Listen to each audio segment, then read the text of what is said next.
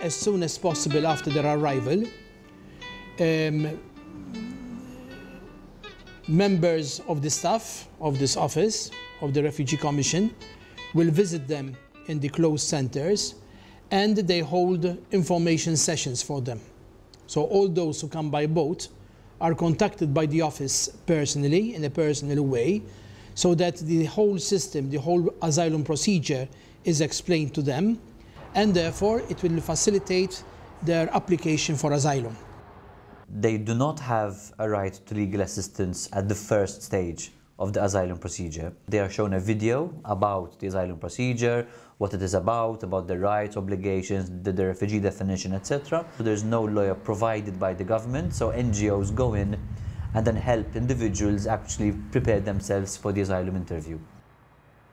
We fill up a sort of preliminary questionnaire, very similar to the one which the Refugee Commissioner fills, and we evaluate the case and we see if there are some cases which might require legal assistance.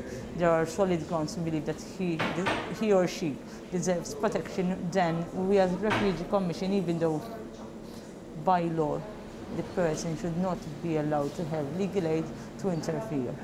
The lawyer is provided free of charge only at the appeal stage.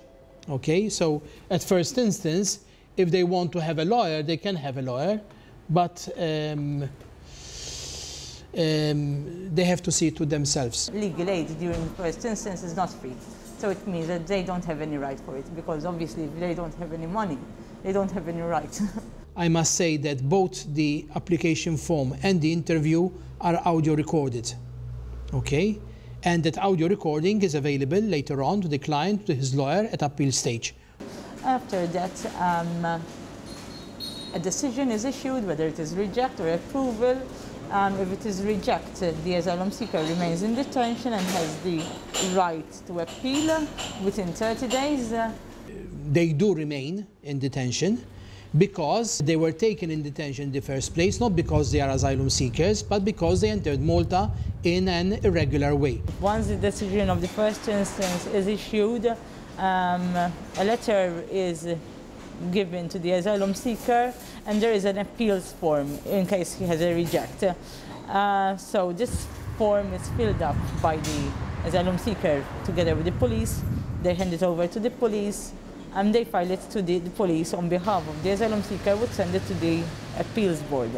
The appeals board is under no obligation to listen or to have another interview with the appellant. We have asked many times for the appeals board to organize interviews, but they've consistently refused to do it. Very few lawyers actually go into detention, so the majority of the cases, the appeal is just decided on the basis of the recording, without a lawyer.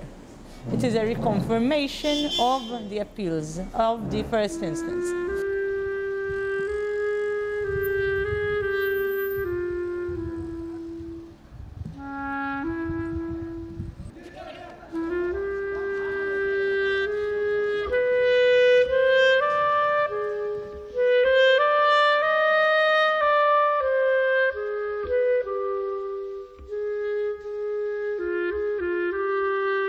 Whilst a refugee will have the full, okay, subsidiary protection, as such, per law, you can have the core services, not the full. There is the risk, yes, that many governments tend to rely on subsidiary protection and not refugee status, because the level of rights is smaller and because it's a bit more, maybe it can be a bit more arbitrary in how it is given.